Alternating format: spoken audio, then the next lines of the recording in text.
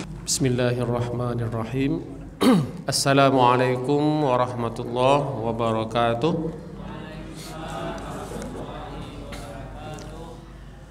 Alhamdulillah. Alhamdulillahi rabbil alamin. Wassalatu wassalamu ala ashrafil anbiya'i wal mursalin wa ala alihi wa ashabihi ajma'in. Ashhadu an la ilaha illallah wahdahu la syarikalah wa ashhadu anna Muhammadan abduhu wa rasuluhu la nabiyya ba'dah.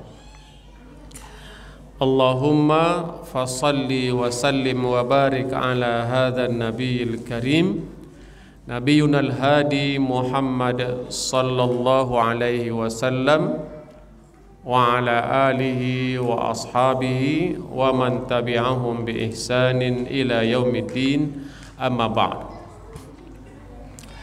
Pertama sekali mari kita bersyukur kepada Allah Subhanahu wa taala atas segala nikmat yang Allah telah karuniakan kepada kita. Terutama sekali adalah mensyukuri nikmat iman. Bersyukur kita masih beriman kepada Allah Subhanahu wa taala. Bersyukur di dalam hati setiap kita masih tertanam keimanan. Alhamdulillah ala ni'matil iman. Bersyukur kita atas nikmat iman. Kemudian bersyukur atas nikmat Islam. Alhamdulillah ala ni'matil Islam. Islam dari kata salam, selamat, agama yang akan menyelamatkan kita di dunia dan di hari akhirat kala. Inna dina 'indallahil Islam. Kemudian bersyukur kita atas nikmat sehat walafiat yang masih Allah berikan sampai malam hari ini tanpa ada kekurangan sedikit pun. Meskipun kita sedikit ada mungkin yang sakit, batuk, pilek atau demam karena cuaca yang tidak menentu, tetap kita bersyukur kita masih diberi oleh Allah kesempatan untuk bisa sholat maghrib berjamaah, bisa silaturahim dalam majlis ilmu ini. Alhamdulillah atas segala nikmat yang telah Allah berikan, termasuk nikmat sehat walafiat. Salawat dan salam kita sampaikan kepada Nabi besar kita Muhammad sallallahu alaihi wasallam. Mari kita perbanyak salawat dan salam kita kepada beliau. Allahumma salli ala Muhammad wa ala ali Muhammad sallallahu alaihi wasallam, alaihi salatu wassalam. Assalamu alayka ya Rasulullah. Mudah-mudahan salawat dan salam kita kepada beliau di dunia Allah berikan kebaikan dan keberkahan, di hari akhirat Allah berikan syafaat dari baginda Rasulullah sallallahu alaihi wasallam. Amin ya rabbal alamin. Bapak Ibu jemaah yang dimuliakan Allah Subhanahu wa taala, pada malam hari ini kita mengambil satu ayat dalam Al-Qur'an dalam surah An-Nahl ayat 76. An-Nahl bermakna lebah. Lebah menghasilkan minuman yang terbaik, yaitu madu. Seperti yang sudah pernah kita jelaskan pada pertemuan yang lalu. Dalam surah An-Nahl ayat 76 ini Allah Subhanahu wa taala berfirman, A'udzu billahi minasyaitonir rajim. Bismillahirrahmanirrahim. Wallahu akhrajakum min butuni ummahatikum la ta'lamuna syai'a. Wa ja'ala lakumus sam'a wal absara wal af'idah la'allakum tashkurun. Allah berfirman yang maksudnya, dan Allah telah mengeluarkan kamu sekalian, wahai manusia, dari perut-perut ibumu, dan kamu tidak mengetahui apapun. Kemudian Allah menciptakan bagimu pendengaran, penglihatan, dan hati agar kamu sekalian bersyukur. Sadaqallahul azim. Ini dalam surah An-Nahl ayat 76. Bisa kita lihat dalam Al-Quran nanti. Bisa nanti juga kita ulangi dalam kita memahami lebih jauh, lebih dalam lagi. Bapak Ibu sekalian yang dimuliakan Allah Subhanahu wa taala, ayat ini dimulai dari kata wallahu dan Allah. Jadi Allah Subhanahu wa taala berfirman dalam ayat ini dan memulai dengan dirinya, dengan zatnya yang mulia. Dan Allah, ada apa?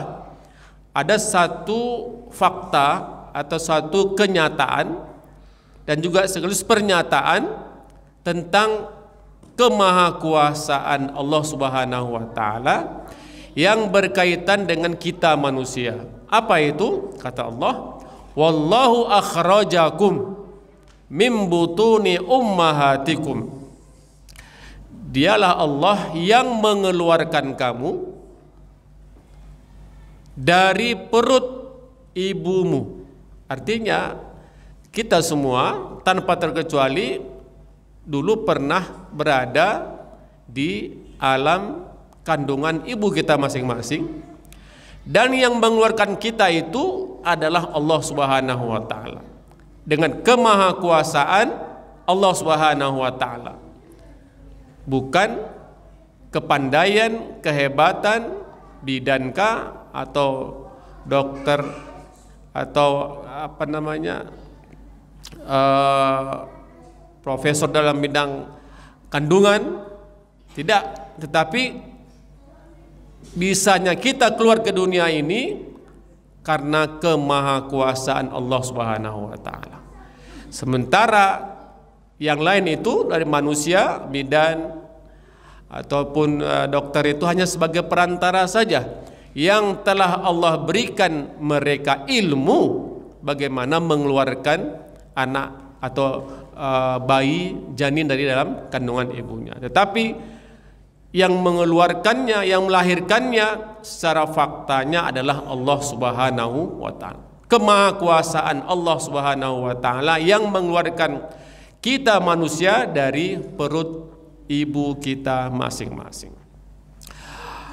La ta'lamuna syai'an, dan kita pada waktu dilahirkan tidak mengetahui apa-apa. Tak ada kita yang lahir langsung berilmu, mengetahui. Bahkan kita pada posisi yang sangat lemah. Maka untuk keluar pun kita dibantu oleh manusia. Kita lahir lemah dibantu oleh manusia, hidup memulai hidup dunia ini lemah dibantu oleh manusia, mengakhiri hidup di dunia juga lemah, kematian, maka kita pun harus meminta bantuan manusia, disebut dengan penyelenggaraan jenazah.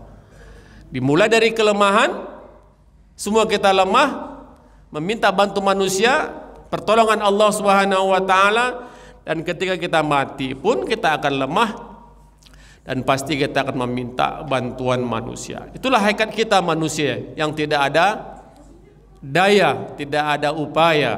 Maka kita menyebut la haula wala quwwata illa billah. Tidak ada kekuatan, daya, upaya kita kecuali kita mengambil, meminta kekuatan itu dari yang maha kuasa, yang maha kuat, al-qawiyyu. Siapa? Allah Subhanahu wa taala. Itu. Jadi dalam mengeluarkan manusia dari kandungan ibunya pun para bidan atau para dokter di rumah sakit semua meminta pertolongan Allah Subhanahu wa taala. Dan dengan izin Allah lah kita bisa keluar. Maka itu adalah bentuk kemahakuasaan Allah Subhanahu wa taala, dan kita tidak memiliki daya, upaya, bahkan ilmu sekalipun kalau Allah tidak memberikan izin kepada kita untuk mengeluarkan kita. Kemudian Allah Subhanahu wa taala mengatakan, setelah kalian manusia lahir ke muka bumi ini, maka diberilah beberapa alat, perangkat, untuk bisa menjalani kehidupan yang baik, yang layak. Apa itu? Wa ja'ala lakumus sam'a wal absara wal afidah. Maka setelah lahir, maka Allah ciptakan atau siapkan perangkat alat untuk hidup. Apa itu? Yaitu pendengaran.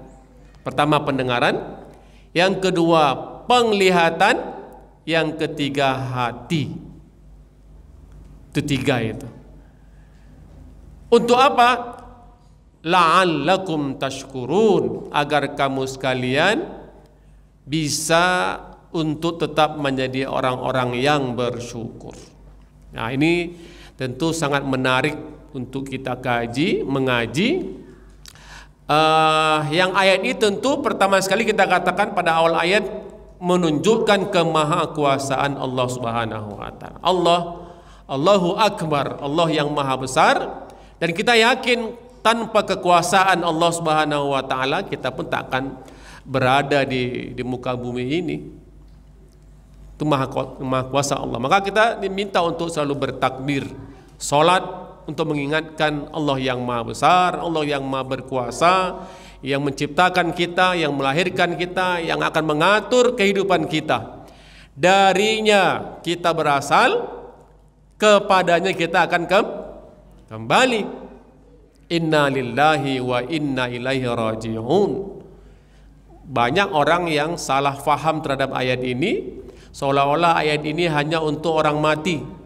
Padahal Al-Quran itu, termasuk ayat ini adalah ayat untuk orang hidup, lebih diutamakan daripada untuk orang mati. Agar kita selalu ingat bahwasanya kita itu berasal dari Allah dan akan kembali, pasti kembali kepada Allah Subhanahu wa taala. Dan dalam menjalani kehidupan harus sesuai dengan apa yang Allah tunjukkan, petunjuk Allah. Apa yang Allah perintahkan, dari petunjuknya itu yang kita kerjakan. Apa yang Allah larang, itu yang kita berusaha untuk meninggalkan. Itu maksudnya apa? Agar hidup ini sesuai dengan kehendak Allah Subhanahu wa taala. Oke? Menjalani hidup sesuai dengan petunjuk Allah. Karena kita berasal dari Allah, jangan menjalani kehidupan di luar daripada petunjuk Allah Subhanahu wa taala. Ketika kita di alam rahim, Bapak Ibu sekalian, memang Allah sudah menciptakan telinga, mata, hati, semua sudah Allah ciptakan. Tetapi belum sempurna fungsinya. Maka kita melihat dalam ilmu kesehatan, kalau anak sudah berumur sekian minggu, sekian bulan, maka yang pertama sekali berfungsi indranya, organ tubuhnya adalah telinga, ya kan? Telinga. Makanya ibu-ibu mengandung akan memperdengarkan dalam kandungannya apa-apa yang baik-baik. Apa ada yang dibacakan Al-Quran, tergantung pada orang tuanya. Kenapa? Karena mulai dari alam kandungan pun indera itu sudah berfungsi, terutama pendengaran. Makanya kita dengarkan yang baik-baik. Ibu mendengar yang baik ataupun mendengarkan pada kandungannya lantunan Al-Quran ataupun yang baik-baik lah, seperti itu. Karena yang di dalam kandungan itu sudah berfungsi, terutama telinganya ataupun pendengarannya. Tetapi belum sempurna. Tetapi pendidikan itu sudah dimulai dari alam kandungan, seperti itu kan. Maka ibu-ibu yang mengandung, dia akan mendengarkan yang baik-baik, berbicara yang baik, karena itu semua akan berpengaruh kepada kandungannya. Nah, setelah itu Allah katakan dalam ayat ini, wa ja'ala lakumus sam'a. Setelah berhasil beberapa minggu, bulan dalam kandungan, dalam keadaan sehat walafiat, Allah keluarkan dengan kekuasaannya. Allah akhrajakum, maka keluarlah, lahirlah anak-anak. Maka orang tua pun, kita pun, Allah bekali dengan yang namanya tiga, yang Allah sebut pada ayat ini tiga saja, yaitu pendengaran, penglihatan, dan hati. Kenapa 3 ini? Tidak yang lain? Kan ada hidung untuk penciuman, ada mulut untuk berbicara, tapi tidak Allah sebut dalam ayat ini. Tentu menurut para ulama tafsir menjelaskan bahwasanya 3 organ tubuh ini menjadi kunci untuk kita mendapatkan ilmu pengetahuan. Ilmu apa saja? Telinga untuk mendengar, mata untuk melihat, hati untuk memahami. Ya. Dan mengapa didahulukan telinga? Karena telinga itulah yang pertama sekali menerima wahyu, menerima ilham, menerima ilmu, mendengar ilmu. Itu sebabnya mungkin mengapa kita diberi telinga itu 2 dan mulut itu 1. Apa kira-kira manfaatnya, tujuannya? Agar kita memang harus lebih banyak mendengar daripada berbicara. Dan mendengar itu, pendengaran bukan telinganya ya, tapi fungsi daripada telinga itu mendengar. Pendengaran itu lebih diutamakan karena dia menjadi kunci awal mendapatkan ilmu, mulai dari alam rahim, termasuk ketika sudah kita lahir jadi seorang bayi, anak kecil. Maka ketika sudah lahir pun kita pun mendengarkan yang baik-baik kepada anak-anak kita, ya kan? Apakah kalam Allah Al-Quran, ataupun zikir, ataupun mungkin lantunan, ataupun semacam apa namanya, apa istilahnya kepada anak-anak itu ketika membuainya, menidurkannya, ya, dengan ucapan-ucapan yang indah, yang baik. Karena apa? Karena yang didengarnya tentu akan berpengaruh kepada perilakunya, kepada sikapnya, dan lain sebagainya. Maka di sini kita melihat ketika Allah Subhanahu wa taala menyebut yang pertama itu pendengaran, karena memang pendengaran ini adalah yang paling pertama dalam membentuk karakter anak-anak kita. Ini juga sudah berlaku pada orang tua kita. Ketika orang tua kita melahirkan kita, kemudian mendidik, mengasuh, kesemuanya itu lebih banyak yang pertama sekali adalah bagaimana melatih telinga untuk bisa mendengar yang baik-baik. Baru setelah itu kata Allah wal absar. Baru setelah itu bagaimana penglihatan bisa berfungsi, berkembang sebagaimana mestinya. Maka dalam waktu 7 sampai 10 hari biasanya anak-anak kita itu kan belum bisa melihat, ya kan?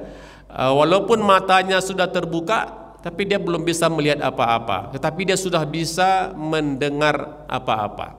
Maka di sini kita perlu Al-Qur'an memberikan semacam tarbiyah, pendidikan yang luar biasa bagaimana mendidik anak. Bahkan bukan hanya setelah lahir, sebelum lahir juga seperti itu. Dan setelah lahir Allah sempurnakan pemberian yang berupa pendengaran, kemudian penglihatan, ya kan? Maka sedikit hari demi hari kita pun sudah bisa melihat di sekeliling kita. Anak sudah bisa melihat wajah ibunya, saudaranya, bapaknya dan semacamnya. Kemudian Allah ciptakan yang tidak kalah pentingnya, yaitu wal afidah. Allah ciptakan telinga untuk mendengar, mata untuk melihat, dan hati. Nah, ada apa dengan hati? Berarti penting. Ketiganya saling berkaitan antara pendengaran, penglihatan dan hati. Hati adalah yang paling utama. Mungkin telinga yang pertama, tetapi yang utama itu adalah hati. Kenapa? Karena hati itu sebagai sentral. Dalam bahasa Arab kata al-afidah juga disebut dengan qalbun. Al-qalbu. Al-qalbu itu maknanya adalah di tengah-tengah. Hati kita ini dalam dada, ya kan, di tengah-tengah. Dan dia sebagai pusat kendali, kontrol. Artinya seluruh organ tubuh kita akan bisa bekerja, berbuat dengan baik, tergantung bagaimana yang mengontrolnya, yang memerintahkannya. Siapa yang memerintah? Dalam tubuh kita yang memerintah itu adalah hati kita. Maka tergantung bagaimana kita memfungsikan hati, al-qalbu atau al-afidah. Dan hati itulah Allah ciptakan untuk memahami, untuk berfikir, untuk memerintahkan. Makanya dalam sebuah hadis Rasulullah mengatakan, ala inna fil jasadi mudghah. Sering kita mendengar di sini kan? Sesungguhnya kata Rasulullah, dalam jasad tubuh kita manusia itu ada segumpal daging. Ada yang juga menjelaskan segumpal darah. Idza saluhat saluhal jasadu kulluh. Apabila segumpal daging, segumpal darah ini baik, soleh, maka baiklah seluruh organ tubuh dalam bekerja.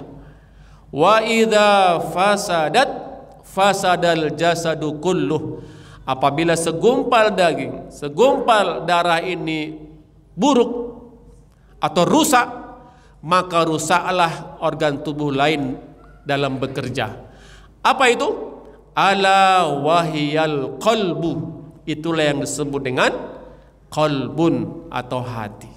Berarti hati Allah ciptakan. Allah telah ciptakan kepada kita yang namanya hati. Setiap kita manusia Allah berikan kita hati. Tetapi tergantung dengan apa hati itu kita isi. Nah, bagi kita tentu hati Allah sudah berikan, kita jaga, kita pelihara, kita tanamkan apa? Keimanan dalam hati tersebut. Ya kan? Makanya kita sebut dengan qalbul mu'min, hati yang beriman, beriman kepada Allah Subhanahu wa taala. Seperti yang kita bahas pada pertemuan yang lalu, kalau hati sudah terjaga, hati sudah tertanam keimanan, maka insya Allah seluruh organ tubuh yang lain itu akan bekerja dengan baik sesuai dengan kehendak Allah Subhanahu wa taala. Kalau hati kita sudah beriman kepada Allah, hati akan tenang, maka insya Allah telinga-telinga akan mendengar yang baik-baik, ya kan? Hati apabila sudah baik, sudah soleh, sudah beriman, maka insya Allah mata pun akan melihat kepada yang baik-baik. Dan insya Allah juga organ tubuh yang lainnya, hati sudah beriman, hati sudah soleh, sudah baik, sudah tenang, maka mulut pun insya Allah akan mengatakan yang baik-baik. Tetapi kalau kita tidak mengambil peduli terhadap al-afidah atau hati kita menjadi rusak, hati menjadi kotor, maka tentu kita akan mendengar yang buruk, melihat yang buruk, dan akan mengatakan yang buruk. Nauzubillahi min zalik. Nah, Bapak Ibu sekalian yang dimuliakan Allah Subhanahu wa taala, ini ayat yang tentu mengingatkan setiap kita, yang pada hakikatnya Allah sudah menciptakan kita sebaik-baik bentuk, siapapun manusianya tanpa terkecuali, apapun agamanya sekarang Allah telah ciptakan sebaik-baik bentuk. Laqad khalaqnal insana fi ahsani taqwim. Nah, itu dalilnya. Kami, kata Allah, telah menciptakan manusia sebaik-baik bentuk, fisik, rupa. Ya kan? Allah ciptakan tempatnya, pada tempatnya, mata, hidung, mulut, telinga seperti ini, itulah sebaik-baik bentuk Allah ciptakan. Tetapi ada orang yang tidak tahu bagaimana memfungsikan, menggunakan apa yang telah Allah ciptakan yang sebaik-baik tersebut. Allah ciptakan telinga, tetapi dia tak mau mendengar kalam Allah Subhanahu wa taala. Allah telah ciptakan dia mata, tetapi matanya tidak tahu dia fungsikan untuk apa. Allah telah ciptakan dia hati, tetapi hati itu dia tutup.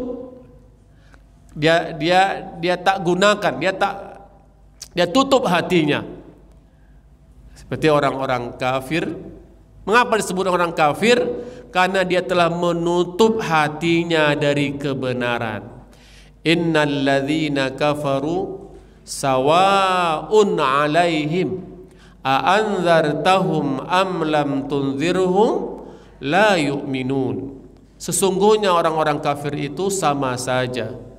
Baik engkau beri peringatan, tak beri peringatan, maka mereka tak beriman. Kenapa? Apa sebab? Khatamallahu ala qulubihim. Karena memang hati mereka itu sudah ditutup oleh Allah Subhanahu wa taala. Allah sudah beri dia hati, tapi dia sengaja menutup hatinya. Kenapa? Karena dia tak mau mendengar. Allah sudah beri dia telinga, tak mau mendengar. Padahal mendengar itu kunci untuk mendapatkan ilmu. Kalau orang sudah berilmu, maka akan muncul keimanan. Allah beri dia mata, tapi tidak mau dia gunakan mata untuk apa. Padahal ini semua adalah ayat-ayat Allah. Mata itu diciptakan oleh Allah agar kita manusia melihat ayat-ayat, tanda-tanda kemahakuasaan Allah. Baik itu ayat-ayat Allah yang tersurat, Al-Quran, ataupun ayat-ayat Allah yang tersirat. Ya, ciptaan Allah semua ini. Langit, bumi, lautan, pegunungan, hutan, itu ciptaan Allah, ayat-ayat Allah. Tapi dia hanya melihat itu saja. Penglihatannya tidak mendapatkan ilmu, hanya sebatas untuk berkreasi, untuk melihat indah, hebat, tetapi penglihatannya tidak menghasilkan ilmu, yang ilmu itu menghasilkan keimanan. Nah, ini percuma dia jalan-jalan, tamasa, buang uang, umur, tetapi ketika dia tamasa, jalan-jalan tidak menghasilkan ilmu tentang Allah Subhanahu wa taala. Percuma. Kita oleh Islam, oleh agama disuruh untuk berjalan, untuk pergi. Ya, kata Allah, fasiru fil ard, berjalanlah di muka bumi ini, lihat kemahakuasaan Allah. Yang tujuannya apa? Melihat itu agar kita mendapatkan ilmu maha sucinya Allah, maha kuasanya Allah menciptakan, sehingga kita muncul dari ilmu melihat itu apa? Subhanallah, ya kan? Masya Allah. Itu bukti kita beriman kepada Allah. Sehingga mata itu tidak hanya sebatas melihat, kagum, takjub, tetapi tidak menghasilkan ilmu dan keimanan. Kita maunya apa? Ketika Allah menciptakan penglihatan, mata untuk melihat, maka penglihatan itu menghasilkan ilmu. Maka kita sebut di awal tadi, pendengaran, penglihatan itu kunci mendapatkan ilmu. Makanya Rasulullah Sallallahu Alaihi Wasallam mendapatkan wahyu pertama itu apa? Iqra. Kenapa Iqra? Karena itu sarana, cara untuk mendapatkan ilmu, membaca. Membaca dengan apa yang kita dengar, membaca dengan apa yang kita lihat. Nah itu. Jadi ketika kita pergi kemana, maka penglihatan kita, pandangan kita itu mendatangkan ilmu dan menambah keimanan. Itu tujuannya. Karena Allah telah ciptakan perangkatnya, Allah telah ciptakan sarananya, alatnya, yaitu apa? Telinga. Maka tentu harus kita fungsikan lebih banyak telinga kita ini mendengar. Yang mendengar itu menghasilkan ilmu, dan ilmu itu menanamkan keimanan ke dalam hati kita. Sehingga berfungsi pendengaran kita, penglihatan kita berakhir kepada bertambahnya keimanan dalam hati-hati kita. Nah, kalau hati sudah beriman, hati sudah mendapatkan petunjuk oleh Allah Subhanahu wa taala, maka insyaallah apapun yang kita hadapi, kita berada dalam petunjuk Allah Subhanahu wa taala. Wa may yu'min billahi yahdi qalbah. Dalam ayat yang lain Allah katakan, dan barang siapa yang menjaga keimanannya kepada Allah Subhanahu wa taala, maka Allah akan beri petunjuk ke dalam hatinya. Nah, kalau hati dalam petunjuk, dalam hidayah Allah Subhanahu wa taala, maka insyaallah kita akan mudah dalam menghadapi berbagai masalah. Tetapi ketika hati jauh dari petunjuk Allah Subhanahu wa taala, tentu akan semakin sukar, susah kita dalam menjalani kehidupan. Nah, ketika kita sudah memahami ayat ini akan manfaat ciptaan Allah berupa pendengaran, penglihatan, dan hati yang memahami, maka tentu tidak ada jalan yang lain kecuali kita banyak-banyak bersyukur. Maka ayat ini ditutup oleh Allah Subhanahu wa taala, la'allakum tashkurun, agar kita menjadi orang-orang yang pandai bersyukur. Kenapa harus bersyukur? Karena kalau kita tidak bisa memfungsikan pendengaran kita, penglihatan kita, hati kita, tentu kita tidak bisa menjalani kehidupan ini. Tentu kita akan menjadi orang yang berkhianat terhadap apa yang telah Allah ciptakan. Ketika kita mampu memfungsikan pendengaran, penglihatan, dan juga hati, maka insya Allah kita menjadi orang-orang yang selalu bersyukur. Nah, ketika orang beriman kemudian mampu bersyukur atas ciptaan Allah Subhanahu wa taala, maka mereka itulah orang-orang yang mendapatkan kebaikan dunia dan kebaikan akhirat. Bapak Ibu sekalian yang dimuliakan Allah Subhanahu wa taala, maka Allah ciptakan pendengaran agar kita selalu mampu untuk mendengar apa yang Allah perintahkan untuk dikerjakan, dan mendengar larangan Allah sehingga kita mampu untuk meninggalkannya. Kemudian Allah ciptakan penglihatan agar kita mampu melihat dengan penglihatan itu tanda-tanda kemahakuasaan Allah Subhanahu wa taala dalam ciptaannya. Dan ketika Allah menciptakan hati, al-afidah, agar dengan hati itu kita mampu sampai untuk mengetahui atau ma'rifah Allah Subhanahu wa taala. Kemudian dalam ayat ini para ulama kita juga menjelaskan apa makna la'allakum tashkurun, agar kamu sekalian bersyukur. Karena bersyukur itu adalah puncak daripada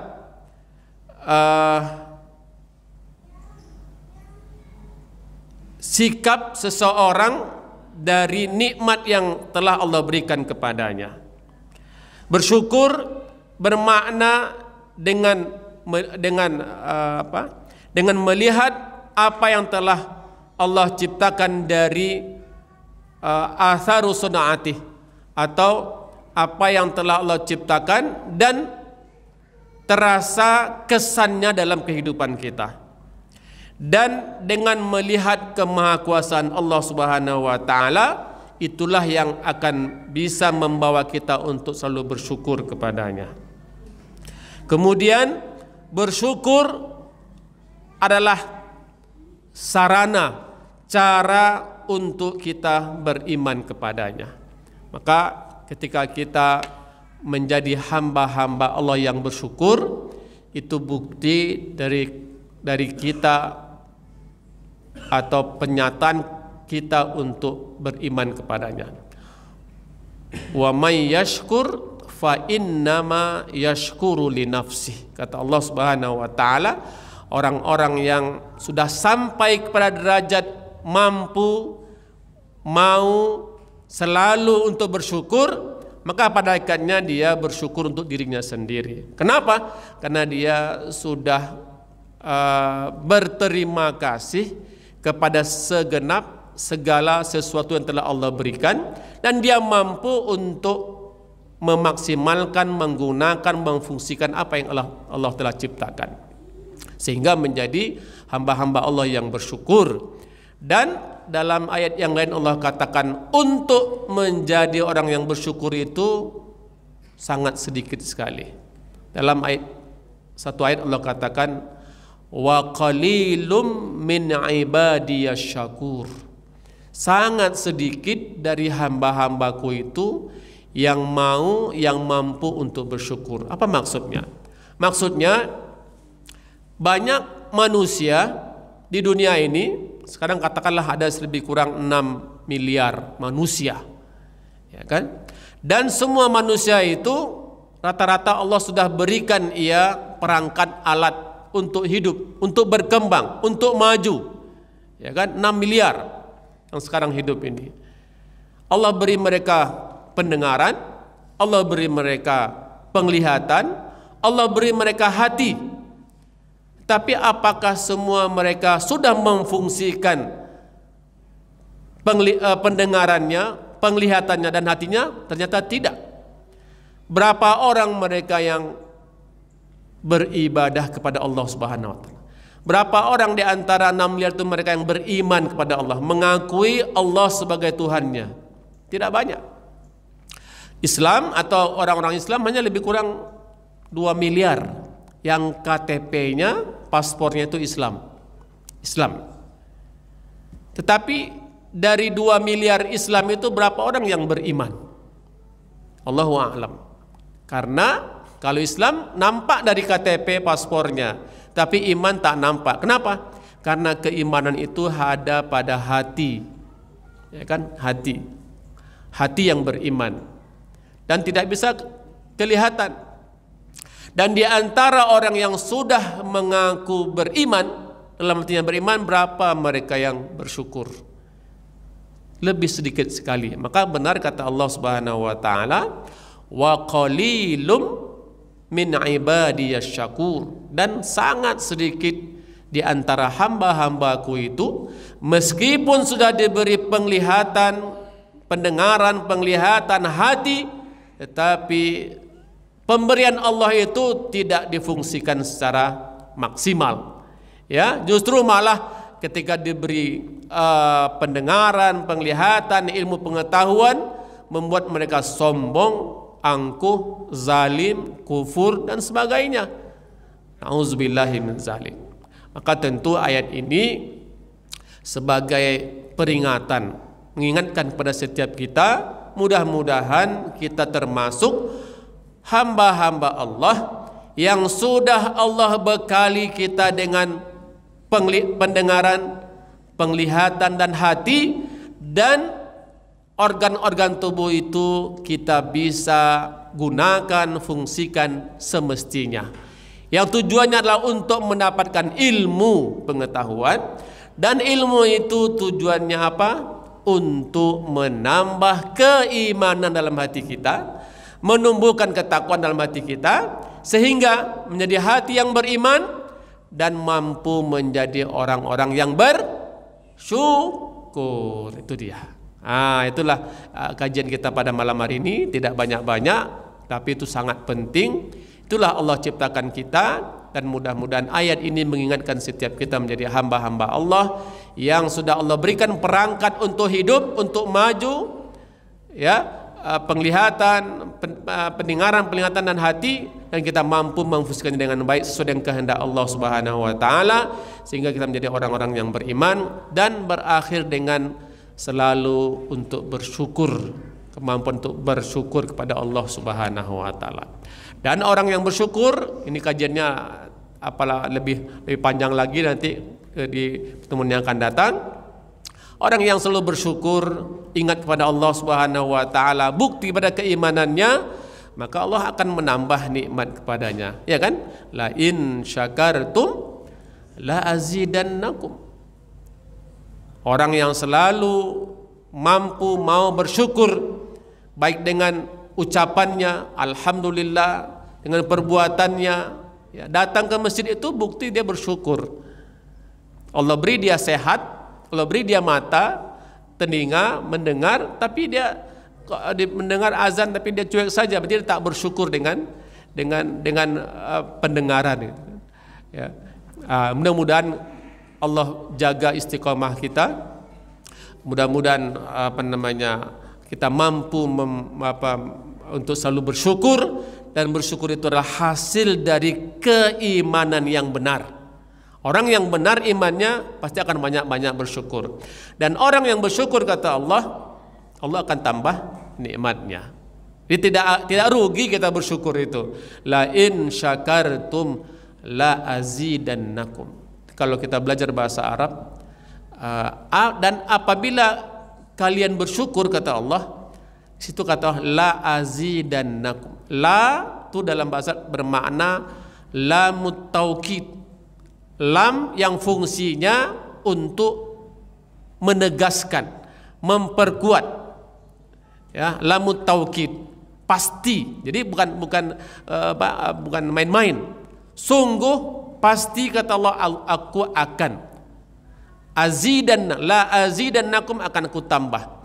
Bersyukur tambah, bersyukur tambah. Itulah kira-kira. Dan dia menggunakan perfect continuous tense dalam bahasa Inggris. Kata fi'lul mudhari, kata kerja yang bersifat terus menerus. Selagi kita mau bersyukur dengan perkataan, perbuatan, maka Allah akan tambah. La azid, tambah. Bersyukur tambah, bersyukur tambah. Nah, kan? Tapi kalau nggak mau bersyukur, ya sudah, nggak ditambah. Nah, orang yang mampu untuk bersyukur ketika orang itu dalam hatinya ada keimanan. Keimanan yang berasal dari pendengarannya, penglihatannya. Mudah-mudahan kita di sini Allah jaga istiqomah kita untuk bisa bermajelis ilmu ini. Karena majelis ilmu ini gunanya untuk kita bisa mendengar. Saya pun sebenarnya lebih suka juga mendengar daripada berbicara ini, ya kan? Karena dan saya sering seperti itu. Setiap umpamanya zuhur di kampus itu, karena saya pengurus masjid, maka saya meminta ustadz-ustadz untuk mengisi tausiah, ya kan? Tausiah sebelum zuhur 10 menit, ya kan? Kita mendengarkan dari ustadz-ustadz itu apa yang kira-kira baik, ya, bekal ilmu yang kita mungkin belum pernah baca, ya kan? Nanti Jumat juga seperti itu, karena kita pengurus masjid, ketua masjid, maka berada di masjid, maka kita mendengar khutbah ustadz.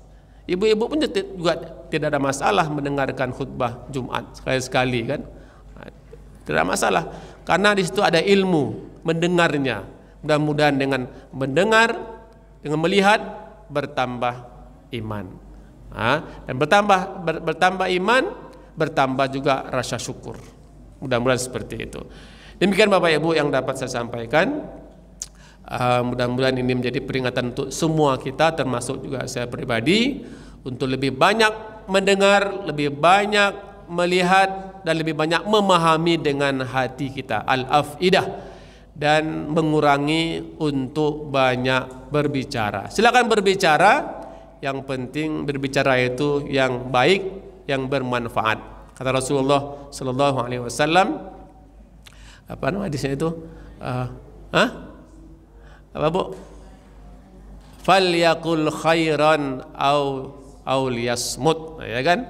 Kalau bisa berbicara dan mampu berbicara yang baik, silakan bicara yang baik. Kalau tidak mampu bicara yang baik, lebih baik diam. Itu dia. Dalam ungkapan ulama kita itu lupa saya. Ya, diam itu emas. Itulah kira-kira. Ya, tapi kalau guru-guru, dosen, ya kan, pendidik terus harus banyak bicara, kan, sesuai dengan tempatnya. Dan membicarakan, mengatakan apa yang diketahui. Jangan membicarakan, menyampaikan apa yang tidak diketahui. Demikian Bapak Ibu yang dapat saya sampaikan. Mudah-mudahan ayat ini bisa mengingatkan semua kita, insyaallah, dalam menjalani kehidupan ini. Amin ya rabbal alamin. Demikian yang dapat saya sampaikan, kurang lebih saya mohon maaf. Mari kita tutup majlis ilmu kita ini dengan doa kafaratul majlis. Subhanakallahumma wa bihamdika asyhadu an la ilaha illa anta astaghfiruka wa atubu ilaik. Demikian kurang lebih saya mohon maaf. Wabillahi taufiq wal hidayah. Wassalamualaikum warahmatullahi wabarakatuh.